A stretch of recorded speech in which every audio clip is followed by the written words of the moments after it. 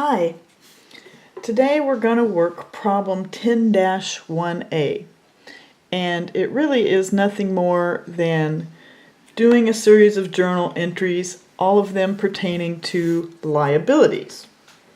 And this is the same problem we worked in class, so you should be pretty familiar with this concept of analyzing a transaction, figuring out what you need to put in what account. Some of these will require calculating some interest, but they're pretty basic, and some of this we've already learned in previous chapters. It just requires careful reading of the transaction, determining the account, and determining what's the debit, what's the credit. So what we have going on are some items selected from among the transactions completed by Warwick during the current year. And of course, due to the nature of the chapter, these will all be liability transactions. On February 3rd, we purchased merchandise on account, so that means we'll have an account payable. We didn't actually pay the cash for it, from Onifade, 410,000, terms net 30. So this is just a regular account payable. We're going to put it on the books and show that we purchased some inventory and have an account payable. So the date is February 3rd. Right? The accounts involved, we have to think about that. So merchandise inventory, right? Merchandise inventory is a current asset. We increased it. We bought some merchandise inventory, therefore we've increased the asset merchandise inventory. That would be our debit. We gave an account payable, right? So we've increased our accounts payable, and that would be our credit. Accounts payable are liabilities, therefore they increase with credits. So our debit, merchandise inventory, our credit, account payable, Onifade. This should look pretty familiar from back on the chapter when we learned about inventory, account payable, and it's always important to include the name of your payable. You don't want to confuse it. You're going to have a lot. And 410 and 410, and we're done. That's that entire transaction. One debit, one credit. March 3rd rolls around, and it looks like we didn't have the 410,000 to pay them off, so we go to them and they say, hey, we'll have the money in 45 days after we sell the stuff. We'll pay you. So we'll pay you 6% interest for your trouble. All right, so now on our books, not Onifade, but our books that we're keeping, we have to get rid of this account payable and turn it into a note payable. All right, so if we put it on the books with a credit, of course, to take it off, we do the opposite, a debit. So our account payable, which we're reducing, is our debit. You reduce liabilities with debits. So this is on March 3.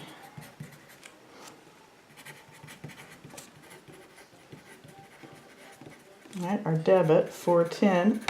And of course, we're replacing it with a note payable, right? A note payable is a liability, therefore we increase it with a credit.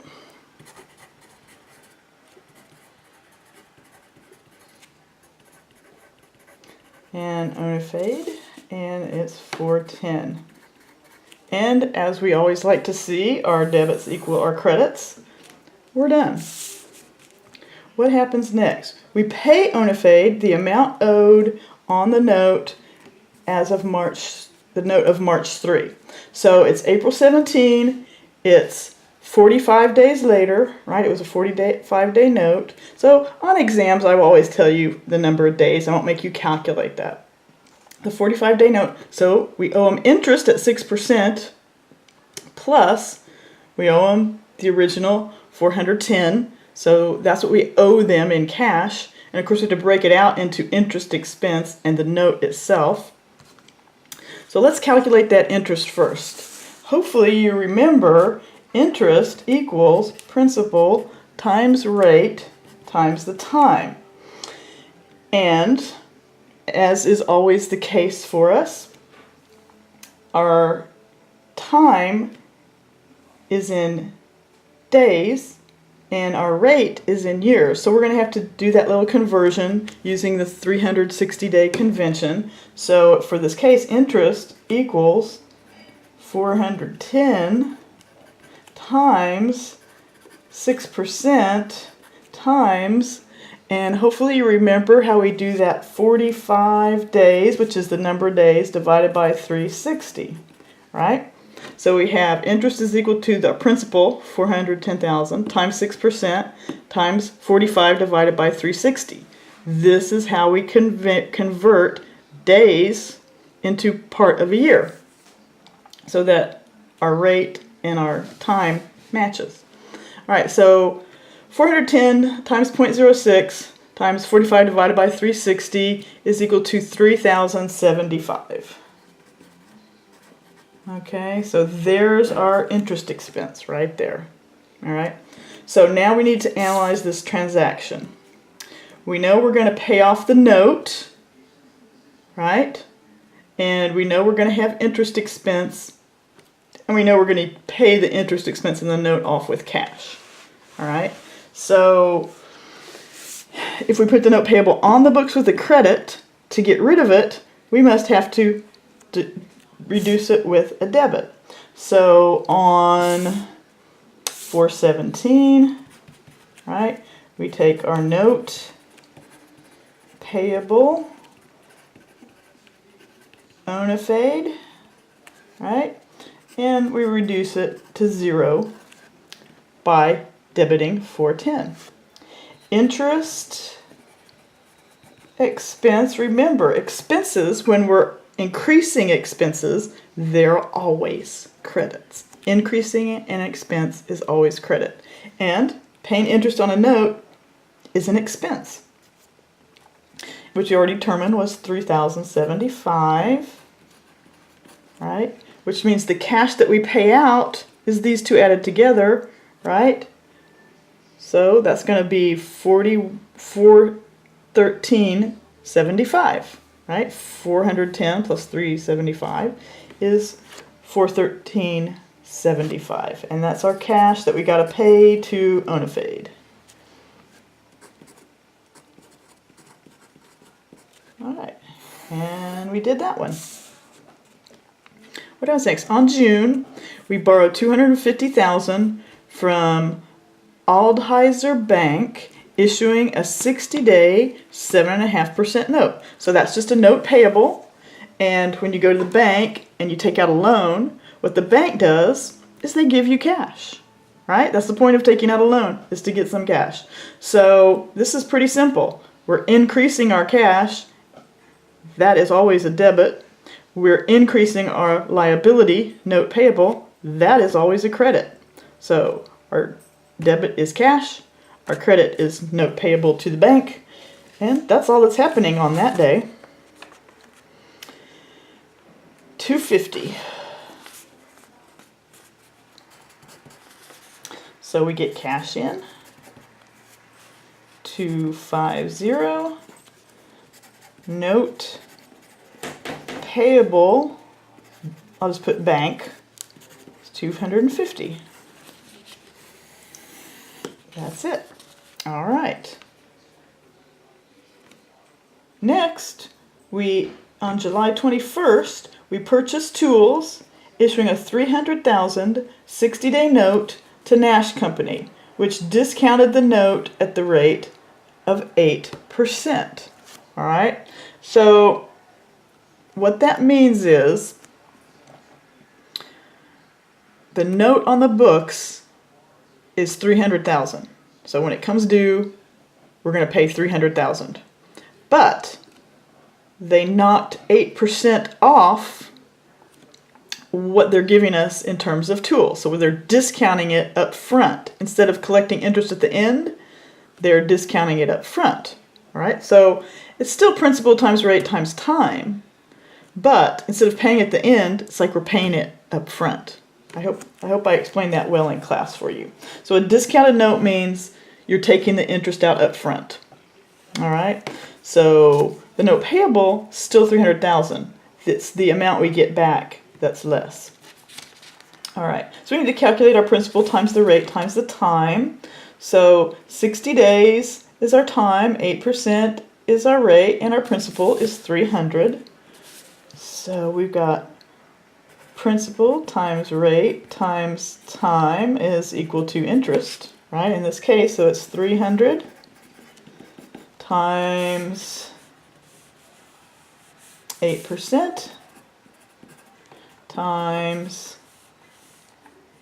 of course we got to convert that days into parts of a year, so that's 60 divided by 360, all right, so 300 times 60 divided by 360 times 8 is equal to 4,000, all right, so that's our interest, 4,000, but instead of collecting at the end, like say we did on this one, right, we just paid the interest at the end, they subtract it from the 300,000. So when you have a discounted note, 300,000 minus 4,000 equals 296,000.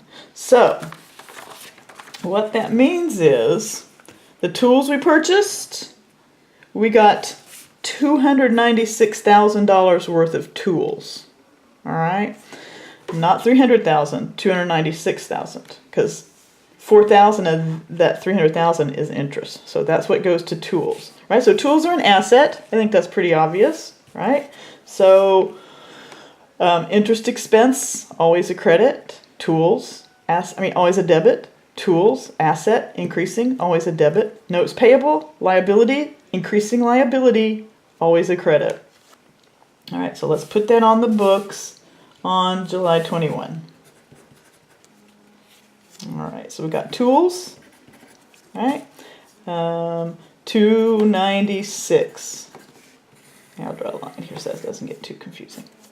All right, 296. Interest expense, that 4,000 that we calculated, right? And expenses are always debits.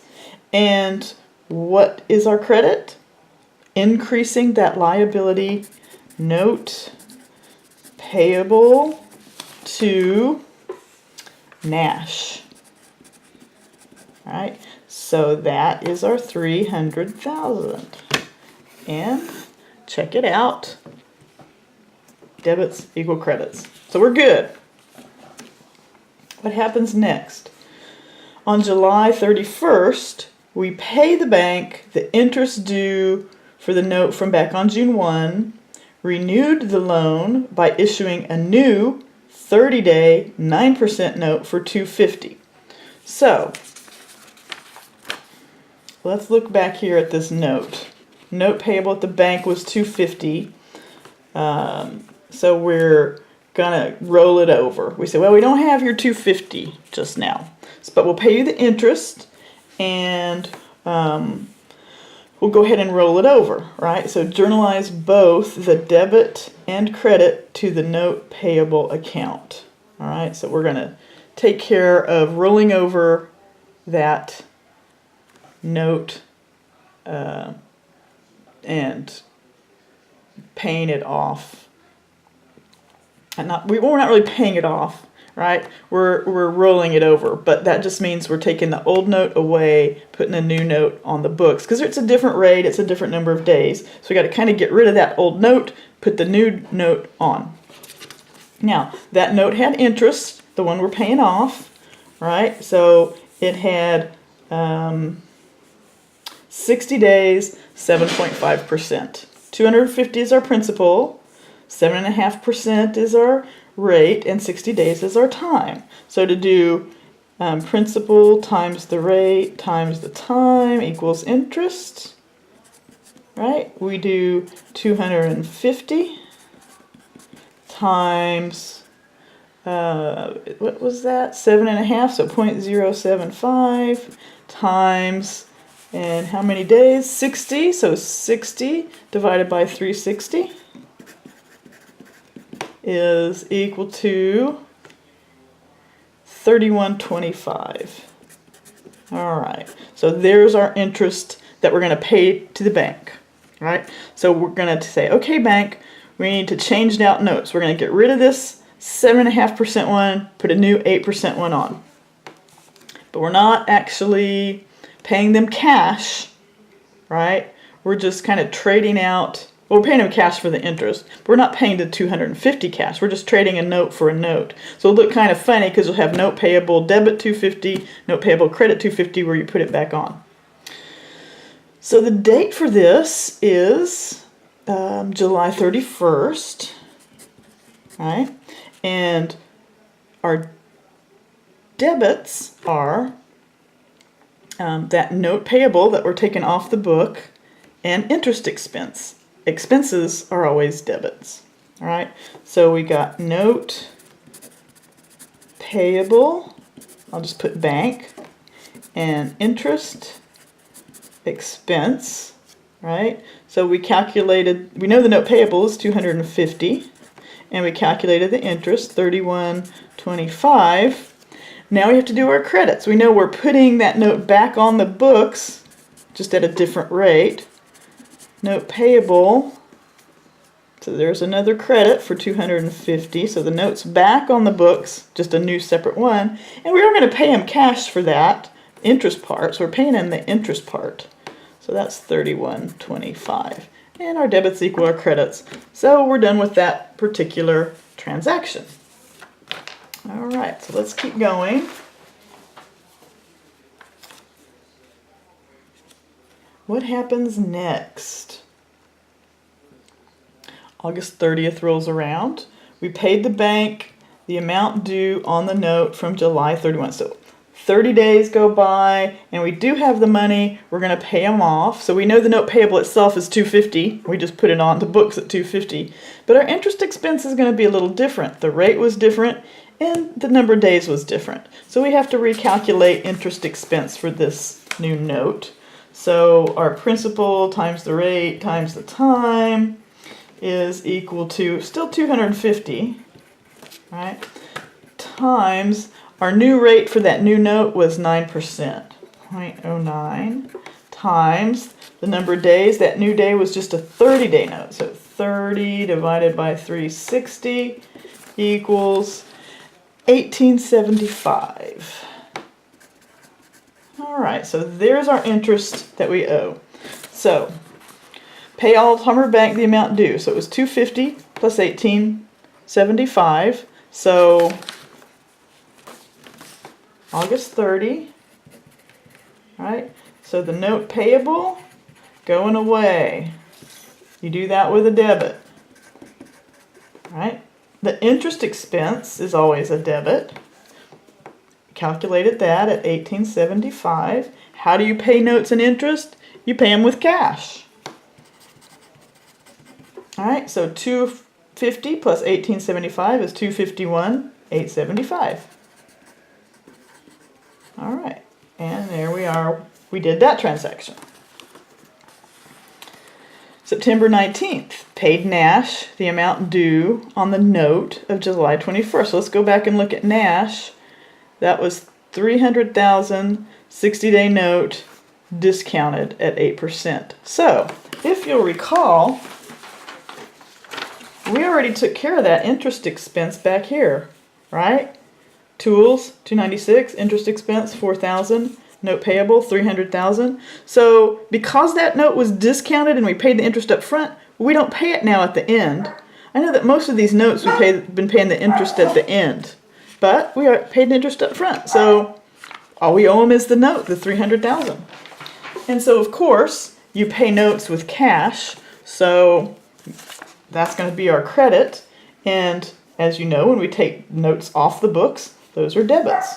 So on 9/19, the note payable to Nash goes away for the amount of $300,000, and we took cash to do that.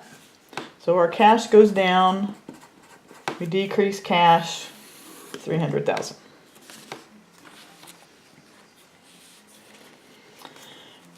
On December 1st, we purchased office equipment from Oso Company for $340.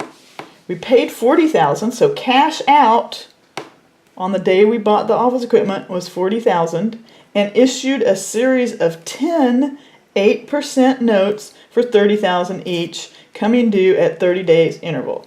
So that's kind of an interesting concept. I suppose some companies might do that. They said every month we're going to have a part of your note come due. So it's kind of like, yeah, they made them a 10-month note, but each note comes due 30 days after the one that just matured. So I guess that's an interesting concept. But that's fine. It still means that we have notes payable, right? Multiple notes payable for a total of 300, right? Because we paid cash 40. So the loans from OSO total 300. All right, so we're going to have notes, plural, payable for 300, cash out for 40, and office equipment, our asset, the thing we bought, well, we increased that asset, office equipment. So there's our debit for 340 on 12/1, right?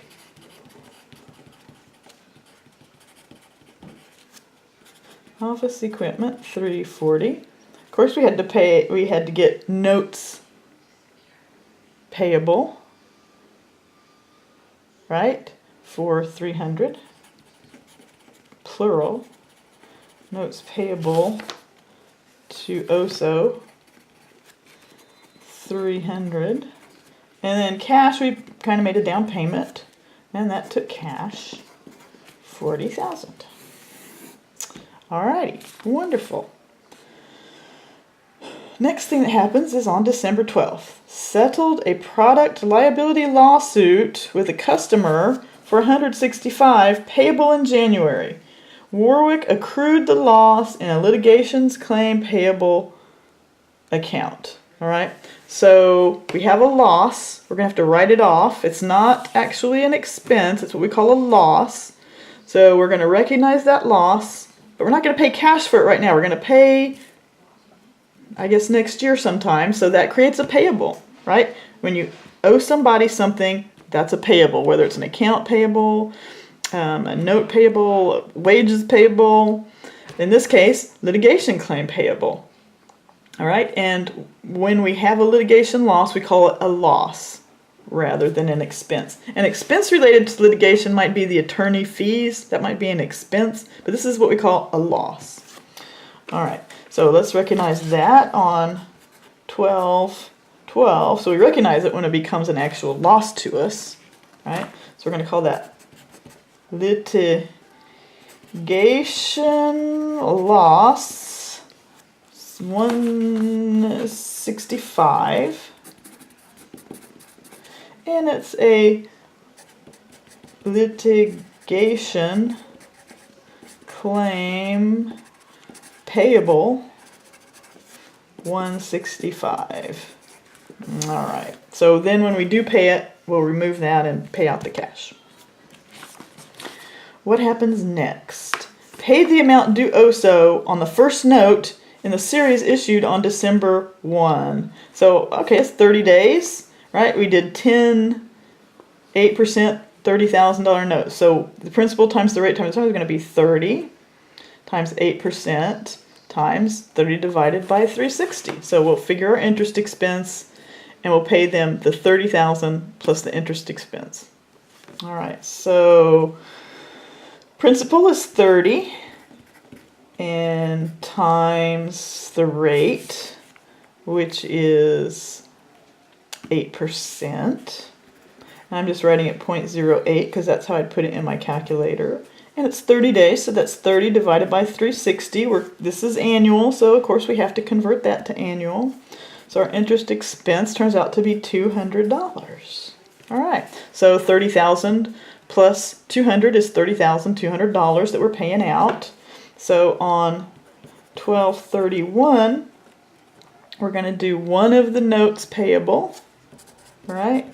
Note payable to OSO, $30,000 debit. Interest expense, $200. And of course they want cash for that stuff, so we got to pay cash for that. And that takes care of that one. Finally,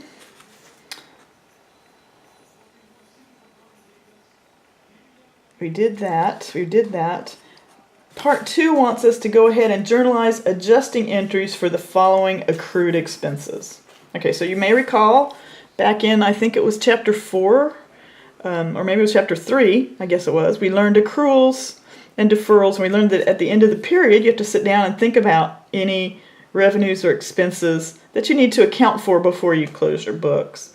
And in this case, the company has warranty costs, right? So they've sold some stuff, they've got warranties, they estimate that next year they'll have to pay out $32,500 at some point. They don't know when people will bring stuff back. They'll have to do some repairs or replacements.